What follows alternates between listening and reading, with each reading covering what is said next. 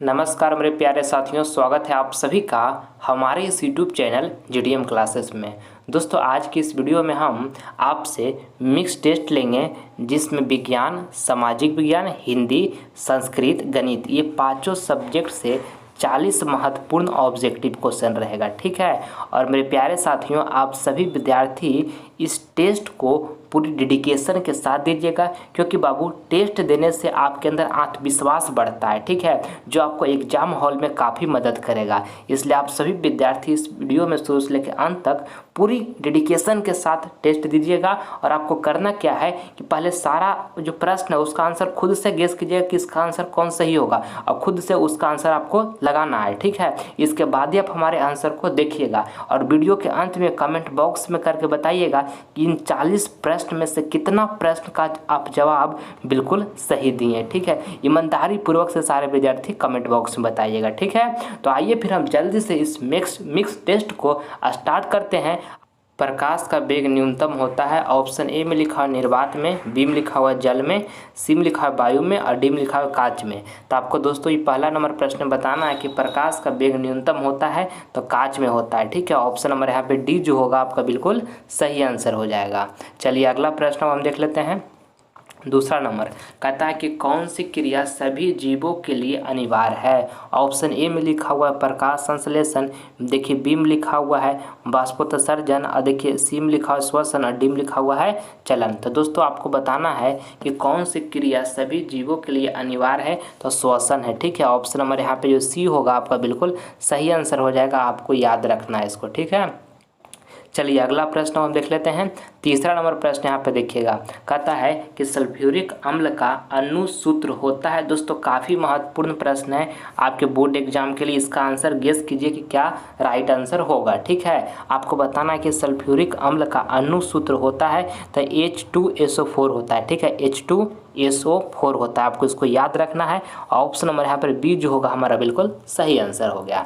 आइए आगे बढ़ते हैं हम चौथा नंबर प्रश्न की ओर। कहता है COOH अभिक्रियाशील मूलक को क्या कहते हैं। ये भी प्रश्न काफ़ी महत्वपूर्ण है। ऑप्शन ए में लिखा है कीटोन, बी में लिखा है एल्डिहाइड, सी में लिखा है अम्ल और डी में लिखा है ईथर। बताइए इसका राइट आंसर क्या होगा। आपको बताना है ये प्रश्न में कि COOH अभिक्रियाशील मूलक को क्या कहते हैं, तो अम्ल कहते हैं। ठीक है, ऑप्शन नंबर यहाँ पे सी जो होगा आपका बिल्कुल सही आंसर हो जाएगा। ठीक है, चलिए अगला प्रश्न हम देख लेते हैं।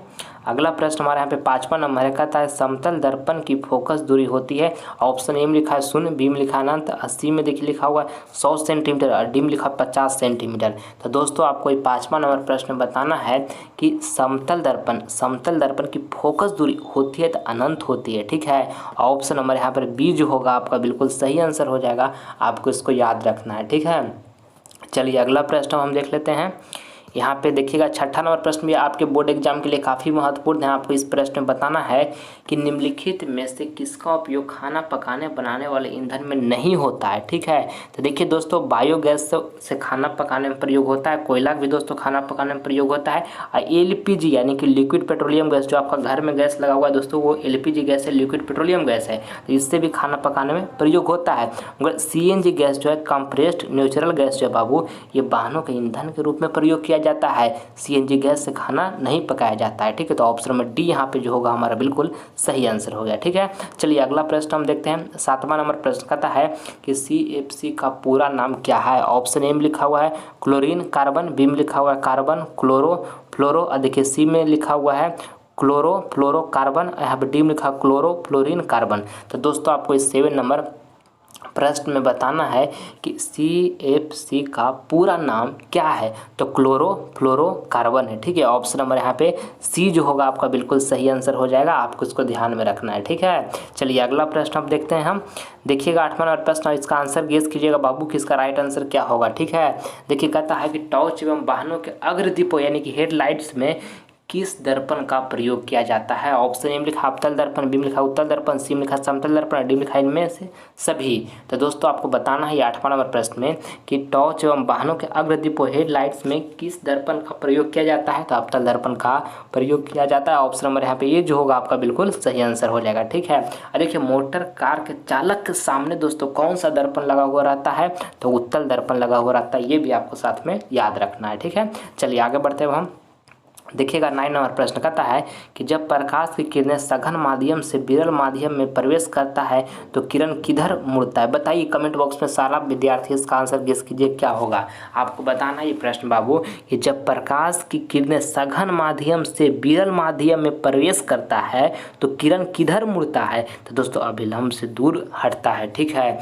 ऑप्शन नंबर यहाँ पे ये जो होगा हमारा बिल्कुल सही आंसर हो जाएगा। ठीक है, आपको इसको ध्यान में रखना है। चलिए आगे बढ़ते हैं अब हम। देखिएगा यहाँ पे अगला प्रश्न 10वां नंबर प्रश्न काफ़ी महत्वपूर्ण है आपके बोर्ड एग्जाम के लिए। आपको बताना है कि अमीमा अपना भोजन पकड़ता है। ऑप्शन ए में लिखा हो लाइसोसोम द्वारा, बी में लिखा हो कुटपाथ द्वारा, और सी में लिखा कोशिका सत्ता द्वारा, और डी में लिखा कोई नहीं। तो दोस्तों आपको बताना है कि अमीमा अपना भोजन पकड़ता है तो कुटपाथ द्वारा पकड़ता है। ठीक है, ऑप्शन नंबर यहाँ पे बी जो होगा हमारा बिल्कुल सही आंसर हो जाएगा। ठीक है, चलिए अगला प्रश्न हम देखते हैं 11 नंबर। मेरे प्यारे साथियों, इस वीडियो में जो हम आपको 40 महत्वपूर्ण प्रश्न बता रहे हैं आपके फाइनल बोर्ड परीक्षा 2023 में जो होने वाला है, बहुत सारे प्रश्न इससे देखने को मिलेगा परीक्षा में। ठीक है, इसलिए कंसंट्रेशन के साथ इस टेस्ट को दीजिए और कोशिश आप कीजिए जो प्रश्न आपको हम करवा रहे हैं उसका आंसर पहले खुद से गेस कीजिए, इसके बाद ही दोस्तों आप हमारे आंसर को देखिए। अगर जो आपका आंसर सही जाता है तो आपके अंदर एक आत्मविश्वास बढ़ेगा, जो एक ऊर्जा एनर्जी आपको देगा कि हम अच्छे से तैयारी कर रहे हैं और आपको तैयारी करने में ज़्यादा अच्छा लगेगा। ठीक है बाबू, इसलिए आंसर आप जरूर खुद से गेस करें और पूरी अंत तक 1 से लेकर 40 तक इस वीडियो में बने रहें। और 40 तक जब पहुंचिएगा तो अपने आप से पूछिएगा कि हम 40 में से कितना प्रश्न का जवाब बिल्कुल सही दिए हैं, और उसका कमेंट बॉक्स में आप सारे विद्यार्थी जवाब दीजिएगा कि आपका कितना सही हुआ है। ठीक है, चलिए देखिएगा 11 नंबर प्रश्न आपके सामने प्रस्तुत है। बताइए पहले इसका आंसर आप सभी विद्यार्थी, तब हम बताएंगे। बताना है कि पंचायती राज व्यवस्था सर्वप्रथम किस राज्य में लागू किया गया। ऑप्शन ए में लिखा राजस्थान, बी में लिखा मध्य प्रदेश, सी में लिखा हुआ उत्तराखंड, डी में लिखा हुआ बिहार। तो दोस्तों आपको 11 नंबर प्रश्न बताना है कि पंचायती राज व्यवस्था सर्वप्रथम किस राज्य में लागू किया गया। तो राजस्थान में किया गया बाबू। ऑप्शन नंबर ए जो होगा आपका यहाँ पे बिल्कुल सही आंसर हो गया। ठीक है, चलिए अगला प्रश्न हम देखते हैं। ज़्यादा देखिएगा यहाँ पे 12 नंबर प्रश्न कहता है कि निम्न में से कौन उद्योग कृषि पर आधारित नहीं है। ऑप्शन ए में लिखा है सूती वस्त्र, बी में लिखा है सीमेंट, सी में लिखा है चीनी, और डी में लिखा है जूट वस्त्र। तो दोस्तों आपको 12 नंबर प्रश्न बताना है कि निम्न में से कौन उद्योग जो है कृषि पर आधारित नहीं है। तो सीमेंट उद्योग जो है ना बाबू, ये कृषि पर आधारित नहीं है। ऑप्शन नंबर यहाँ पर बी जो होगा हमारा बिल्कुल सही आंसर हो गया। ठीक है, चलिए अगला प्रश्न हम देख लेते हैं। 13 नंबर कहता है देश के बांधों को किसने भारत का मंदिर कहा था। ऑप्शन ए में लिखा महात्मा गांधी, बी में लिखा स्वामी विवेकानंद, देखिए सी में लिखा डॉक्टर राजेंद्र प्रसाद, और डी में लिखा पंडित नेहरू। तो दोस्तों आपको ये 13 नंबर प्रश्न बताना है कि देश के बांधों को किसने भारत का मंदिर कहा था। तब पंडित नेहरू कहे थे बाबू। ऑप्शन नंबर डी जो होगा आपका यहाँ पे बिल्कुल सही आंसर हो गया। चलिए अगला प्रश्न हम देखते हैं 14 नंबर। बताइए 14 नंबर प्रश्न आपको बताना है कि बोल्शेविक क्रांति कब हुई। ऑप्शन ए में लिखा फरवरी 1917 ईस्वी, बी में लिखा नवंबर 1917 ईस्वी, और सी में लिखा अप्रैल 1917 ईस्वी, और डी में लिखा 1905 ईस्वी। तो आपको बताना कि बोल्शेविक क्रांति कब हुई। तो नवंबर 1917 ईस्वी में बोल्शेविक क्रांति हुई। कब हुई? नवंबर 1917 में बोल्शेविक क्रांति हुई। 1000 बार आपके बोर्ड एग्जाम में पूछा गया, 2023 में भी पूछा जाएगा बाबू, ध्यान में रखिएगा।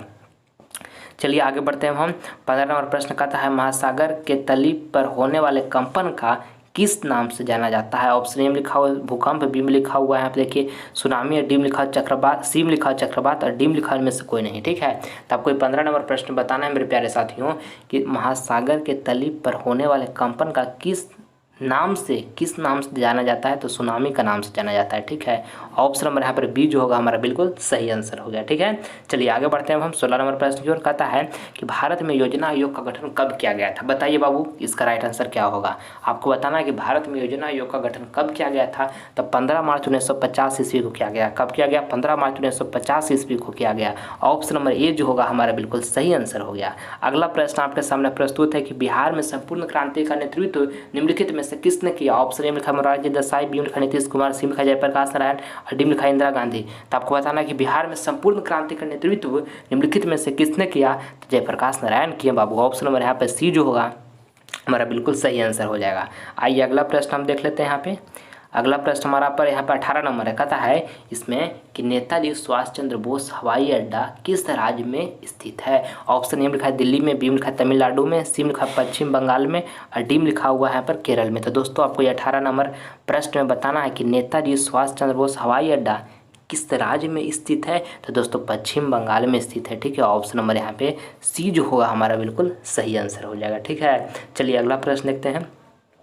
अगला प्रश्न यहाँ पे हमारा 19 नंबर का था, असहयोग आंदोलन कब शुरू हुआ। आपको बताना कि असहयोग आंदोलन जो है बाबू वो कब शुरू हुआ। तो 1920 ईस्वी में शुरू हुआ। आपको इसको याद रखना है कि 1920 ईस्वी में असहयोग आंदोलन शुरू हुआ। ठीक है, चलिए ऑप्शन बी सही हो गया। अगला प्रश्न देख लीजिएगा, 20 नंबर का है कि बिहार का शोक किस नदी को कहते हैं। ऑप्शन ए में लिखा है गंगा, बी में लिखा है पुनपुन, सी में लिखा है कोसी, डी में लिखा है यमुना। तो दोस्तों आपको बताना है 20 नंबर प्रश्न में कि बिहार का शोक किस नदी को कहते हैं। तो कोसी नदी को कहते हैं। ठीक है, ऑप्शन नंबर यहाँ पे सी जो होगा बिल्कुल हमारा सही आंसर हो जाएगा। ठीक है, चलिए अगला प्रश्न अब देख लेते हैं। 21 नंबर प्रश्न देखिएगा। और मेरे प्यारे साथियों, आपका फाइनल बोर्ड परीक्षा आने में बहुत अब कम समय बच रहा है, इसलिए आप सभी विद्यार्थी मन से पढ़ाई कीजिएगा। एक एक मिनट जो अभी आपका टाइम बीत रहा है वो काफ़ी महत्वपूर्ण है। ठीक है, इसलिए मन से पढ़ाई कीजिए। एक बार बाबू आपका लाइफ से 2023 बोर्ड एग्जाम चला गया ना, तो पूरी जीवन में कभी भी 2023 बोर्ड एग्जाम आपका लौट कर मैट्रिक का परीक्षा नहीं आएगा। ठीक है, इसलिए जितना आपके पास जोश है, जितना एनर्जी है, सब झोंक दीजिए और हर हालत में 480 प्लस मार्क्स प्राप्त कीजिए। जिस दिन ये अंक आप प्राप्त कीजिएगा ना, माता पिता की आंखों को गौर से देखिएगा, उनके आंख में खुशी के आंसू बहेगा बाबू। वो पल आपके लिए बहुत ही लाजवाब होगा, मगर उसके लिए आज आपको पसीना बहाना होगा और आप पसीना बहाइए। आपके अंदर ये टैलेंट है कि आप 480 प्लस मार्क्स ला सकते हैं। हम आपके साथ बने हैं बाबू, आप हमारे साथ बने रहिएगा। अगर जो अभी तक आप सभी विद्यार्थी जीटीएम क्लासेस परिवार से नहीं जुड़े हैं तो चैनल को सब्सक्राइब करके आप सभी विद्यार्थी जीटीएम क्लासेस परिवार से जल्द जुड़ जाइए। ठीक है, हम सब एक परिवार हैं बाबू, आप हमारे परिवार हैं और हम आपके परिवार है, और हम सब मिलकर 2023 बोर्ड एग्जाम में काफ़ी शानदार तैयारी करेंगे और 480 प्लस मार्क्स हर हालत में प्राप्त करेंगे। ठीक है, चलिए देखिए अब 21 नंबर प्रश्न की ओर हम बढ़ते हैं आगे।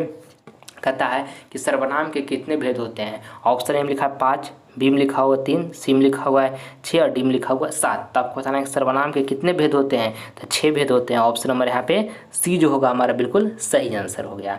अगला प्रश्न हम देख लेते हैं। 22 नंबर देखिएगा। कहता है बहादुर तुमको अपनी माँ की याद आती है, ऐसा कौन पूछता है। ऑप्शन ए में लिखा निर्मला, बी में लिखा किशोर, सी में लिखा लेखक और डी में लिखा इनमें से कोई नहीं।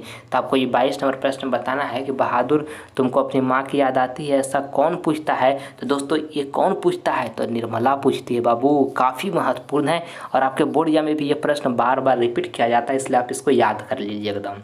ठीक है, चलिए आगे बढ़ते हैं।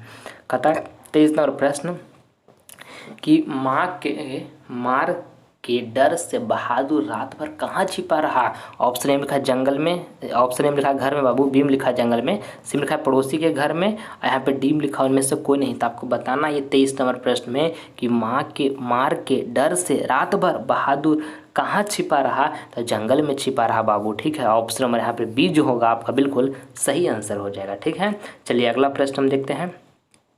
देखिएगा अगला प्रश्न 24 नंबर का है कि भारत माता कविता का कवि कौन है। दोस्तों वेरी वेरी इंपॉर्टेंट प्रश्न है। कमेंट बॉक्स में इसका सारे विद्यार्थी आंसर छापिए क्या होगा।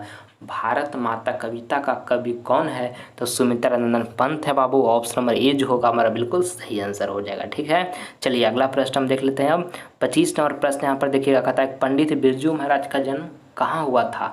ऑप्शन ए में लिखा हुआ है बनारस, बी में लिखा लखनऊ, सी में लिखा इलाहाबाद और डी में लिखा बक्सर। तो आपको 25 नंबर प्रश्न बताना है दोस्तों कि पंडित बिरजू महाराज का जन्म कहाँ हुआ था। तो लखनऊ में हुआ था। ऑप्शन नंबर यहाँ पर बी जो होगा आपका बिल्कुल सही आंसर हो जाएगा। ठीक है, चलिए अगला प्रश्न हम देखते हैं। 26 नंबर अशोक वाजपेयी का जन्म कब हुआ था। दोस्तों आपको बताना है 26 नंबर प्रश्न में कि अशोक वाजपेयी का जन्म कब हुआ था। तो ऑप्शन ए में लिखा हुआ है 16 जनवरी 1941 ईस्वी में, बी में लिखा हुआ है 19 मई 1943 ईस्वी में और सी में लिखा 10 मार्च 1942 ईस्वी में और डी में लिखा 15 जून 1944 ईस्वी में। तो आपको बताना कि अशोक वाजपेयी का जन्म कब हुआ था। तो 16 जनवरी 1941 ईस्वी में अशोक वाजपेयी का जन्म हुआ था। ठीक है, ऑप्शन नंबर ए जो होगा हमारा यहाँ पे बिल्कुल सही आंसर हो जाएगा। ठीक है, 26 का ये सही हो गया। अगला प्रश्न देखिएगा। अब मेरे प्यारे साथियों इस टेस्ट को देने में आपको कैसा लग रहा है, आप सभी विद्यार्थी कमेंट बॉक्स में करके जरूर हमें बताइएगा कि टेस्ट को आपको देने में कैसा लग रहा है। ठीक है, अब कोशिश एकदम कीजिए कि सारा प्रश्न का आंसर हम खुद से पहले गेस करें और वीडियो के अंत में 40 में से कितना प्रश्न का जवाब बिल्कुल सही देते हैं, ईमानदारी पूर्वक से सारे विद्यार्थी कमेंट बॉक्स में करके बताइएगा। ठीक है, चलिए देखिएगा 27 नंबर प्रश्न यहाँ पर कहता है कि कोशिश का पर्यायवाची बताएं। यानी कि बाबू आपका कोशिश का दूसरा नाम बताना है। तो कोशिश का दूसरा नाम जो होगा प्रयास होगा। ठीक है, ऑप्शन नंबर यहाँ पे बी जो होगा हमारा बिल्कुल सही आंसर हो गया। ठीक है, चलिए अगला प्रश्न अब देख लेते हैं हम। देखिएगा 28 नंबर कहता है कि सभा शब्द कौन संज्ञा। ऑप्शन ए में लिखा है जातिवाचक, बी में लिखा है व्यक्तिवाचक, सी में लिखा है समूहवाचक और डी में लिखा है भाववाचक। तो ये बउआ वाला प्रश्न है, सब बता देगा ना। जल्दी से कमेंट बॉक्स में आंसर दीजिए, क्या इसका राइट आंसर होगा बाबू। सभा शब्द कौन संज्ञा है, तो समूहवाचक है। सभा मतलब बहुत सारे व्यक्तियों का एक जगह इकट्ठा हुआ तो क्या हुआ, समूह हुआ ना, तो समूहवाचक होगा। सभा शब्द जो है कौन संज्ञा है, तो समूहवाचक है। ऑप्शन नंबर यहाँ पे सी जो होगा हमारा बिल्कुल सही आंसर होगा। ठीक है, चलिए अगला प्रश्न हम देख लेते हैं। 29 नंबर प्रश्न की ओर बढ़ते हैं। कहता है उपनिषद के रचनाकार कौन है। ऑप्शन ए में लिखा हुआ है कालिदास, बी में लिखा है वेद व्यास, सी में लिखा है चाणक्य और डी में लिखा है विदुर। तो दोस्तों आपको बताना है कि उपनिषद के रचनाकार कौन है, तो दोस्तों वेद व्यास हैं। ठीक है, आपको इसको याद रखिएगा, काफ़ी बार ये प्रश्न आपके बुढ़िया में आया है। ऑप्शन नंबर बी यहाँ पे बिल्कुल राइट आंसर हो जाएगा। ठीक है, चलिए अगला प्रश्न हम देख लेते हैं। 30 नंबर कहता है सुख का वहन करने वाला कौन है। दोस्तों ऑप्शन ए में यहाँ पे लिखा हुआ हिंसा, बी में लिखा है अहिंसा, सी में लिखा है सत्य और डी में लिखा है असत्य।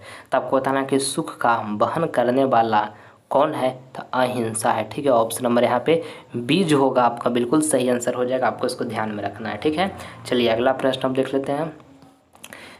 यहाँ पे 31 नंबर प्रश्न देखिएगा। 31 नंबर प्रश्न आपके सामने प्रस्तुत हो चुका है कि सिखों के 10वें गुरु गुरु गोविंद सिंह का जन्म किस स्थान पर हुआ था।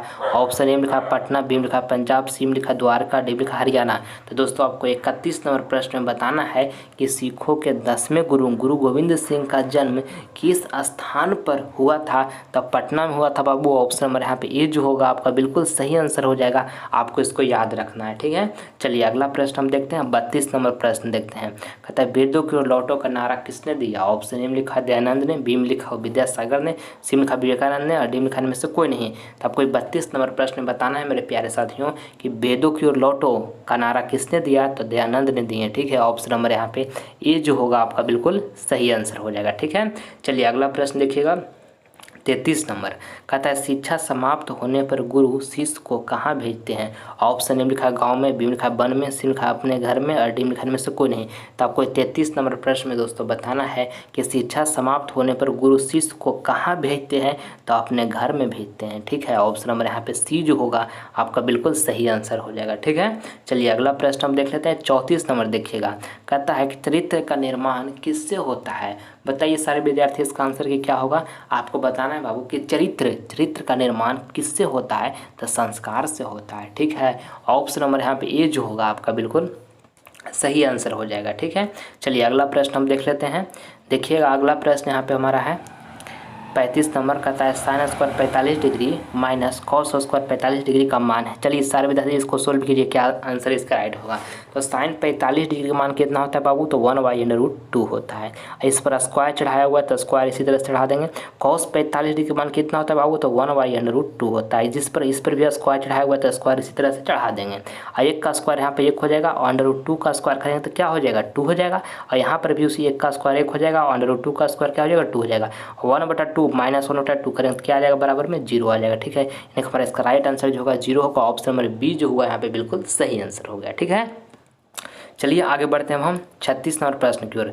कहता है कि यदि p तथा q दो अभाज्य संख्याएं हैं तो उनका मस्सा है। दोस्तों आपको बताना है इस प्रश्न में कि p और q दो अभाज्य संख्याएं तो उनका मस्सा है। तो देखिए ध्यान दीजिएगा कि दो अभाज्य संख्याओं का दोस्तों दो अभाज्य संख्याओं का हमारा जो मस्सा होता है वो 1 होता है। ठीक है, तो यहाँ पर p और q दो अभाज्य संख्या दिया और पूछा उनका मस्सा, तो क्या हो जाएगा, 1 हो जाएगा। यानी कि ऑप्शन नंबर डी जो होगा हमारा बिल्कुल सही आंसर हो गया। ठीक है, 36 नंबर का कौन सही हुआ, ऑप्शन डी हुआ सही। अगला प्रश्न देखिएगा 37 नंबर प्रश्न भी काफ़ी महत्वपूर्ण है। जल्दी से आप सभी विद्यार्थी इसका सोल्व कीजिए और हमको जवाब दीजिए कमेंट बॉक्स में। ठीक है, आपको बताना है इसमें कि 156 के अभाज्य गुणनखंड में 2 का महत्तम घात कितना होगा। ठीक है, तो देखिए 156 का अभाज्य गुणनखंड यहाँ पे निकालते हैं। इसको यहाँ से लगाइएगा तो कितना टाइम लगेगा, 2 टाइम यहाँ से लगाते हैं तो यहाँ पर कितना हो जाएगा, 78 हो जाएगा। ठीक है, फिर से यहाँ से कितना 2 से लगाते हैं तो यहाँ पर कितना हो जाएगा, 39 हो जाएगा। ठीक है, फिर अब कितना से लगेगा, अब ये लगेगा 13 से। ठीक है, तो यहाँ से काटिएगा तो 13 के 39, 3 टाइम में लग गया है। अब देखिएगा यहाँ से कीजिएगा तो 2 × 3 के बाद कितना है बाबू, 13 है। तो 13, तो देखिए यहाँ पर 2 गो है तो यहाँ पर कितना हो जाएगा, 2 की पावर 2 गो हो जाएगा ना, क्योंकि 2 गो था तो 2 की पावर 2 गो हो जाएगा। समझ रहे हैं बात के, यहाँ 3 तो इसी तरह से आ जाएगा, 13 भी इसी तरह से आ जाएगा। प्रश्न में क्या बताना था कि 156 के अभाज्य गुणनखंड में 2 का महत्तम घात कितना होगा। घात मतलब बाबू पावर होता है। ठीक है, तो महत्तम घात हम कितना है 2 का जो है वो महत्तम घात कितना है तो 2 है, देखिए यहाँ पे है। तो ऑप्शन नंबर यहाँ पर ए जो होगा हमारा बिल्कुल सही आंसर हो जाएगा। समझ गए होंगे सारे विद्यार्थी। चलिए आगे बढ़ते हैं अब हम। अगला प्रश्न यहाँ पर देखिएगा 38 नंबर प्रश्न जो है आपके बोर्ड एग्जाम के लिए काफ़ी ही महत्वपूर्ण है, इसको ध्यान से समझने का प्रयास कीजिएगा सारे विद्यार्थी, ठीक है। कहता है कि 1 से 100 तक सभी प्राकृत संख्याओं का योग है। देखिए बाबू 1 से 100 तक सभी प्राकृत संख्याओं का योग है, ये आपसे पूछा जा रहा है, ठीक है। तो देखिए प्राकृतिक संख्याओं का योग बराबर हमारा एक फार्मूला होता है, इसको आपको याद कर लेना होगा, n × n+1 और बाई में कितना होता है 2 होता है, ठीक है। ये फार्मूला आपको याद करना है। अब देखिएगा यहाँ से करते हैं, इस फार्मूला पर हम बैठाते हैं। तो n हमारा कितना है 100 है, तो यहाँ पे हम 100 लिख देते हैं। अभी इसके बाद n+1 लिखा है, यानी कि n हमारा कितना है 100 है, तो 100 + 1 करेंगे तो कितना 100 + 1 कीजिएगा तो कितना हो जाएगा 101 हो जाएगा। अब बटे में कितना है 2 है, तो बटे में 2 लिख देंगे। यहाँ से काटिएगा तो कितना टाइम में कट जाएगा 50 टाइम में कट जाएगा। अब यहाँ से गुना कीजिएगा 50 गुने के कितना कीजिएगा 101, 50 गुने के 101 कीजिएगा तो यहाँ पर कितना आ जाएगा 50 आ जाएगा, ठीक है। यानी कि ऑप्शन नंबर देखिए यहाँ पे सी जो में दिया हुआ है, तो ऑप्शन नंबर सी जो हुआ हमारा यहाँ पे बिल्कुल सही आंसर हो गया। इस तरह से आपको ध्यान से सारे प्रश्न को सोल्व करना है। प्राकृतिक संख्याओं को योग बराबर फार्मूला क्या होता है n × n+1 बाई में 2 होता है, इसको आपको ध्यान में रखना है, ठीक है। यहाँ पे ऑप्शन नंबर सी हमारा बिल्कुल सही हो गया। आइए अगला प्रश्न हम देखते हैं। 39 नंबर प्रश्न कहता है कि एक शंकु की त्रिज्या तथा ऊंचाई r और h है, तो उसका आयतन है। दोस्तों एक शंकु का त्रिज्या r दिया हुआ, ऊंचाई यहाँ पे ऊंचाई जो उसका है h दिया हुआ है, तो उसका आयतन है तो 1/3 πr² h होगा, ठीक है। शंकु का जो आयतन होता है बाबू क्या होता है 1/3 πr² h होता है, आपको इसको याद रखना है, ठीक है। चलिए अगला प्रश्न हम देखते हैं।